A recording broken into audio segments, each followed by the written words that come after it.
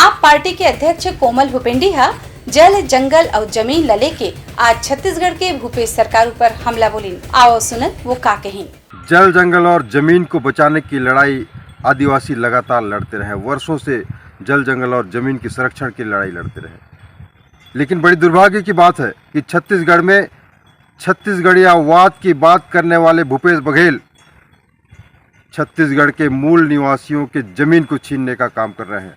उनके ही सरकार के कद्दावर मंत्री अमरजीत सिंह भगत, जिनके खास सिपह सलार के द्वारा पावर ऑफ अटॉर्नी के नाम पे आदिवासियों की जमीन की छीना गया।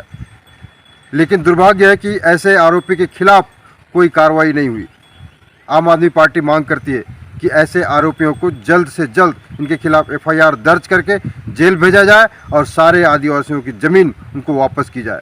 अन्यथा यदि कार्रवाई नहीं होती तो आम आदमी पार्टी का एक एक कार्यकर्ता पूरे प्रदेश में सड़क पर उतरने को बाध्य होगा। और जब तक यहाँ के मूल निवासी, यहाँ के आदिवासी उनको न्याय नहीं मिलेगा, तब तक ये आंदोलन जारी रहेगा और मजबूती से हम लड़ेंगे, पूरे प्रदेश में लड़ेंगे। और भूपेश बघेल जी को हम फिर से बताना चाहते हैं कि छत्तीसगढ़ के मूल निवासियों के साथ इस तरह से गद्दारी करना आप छोड़ दें, उनको लूटना बंद कर दें।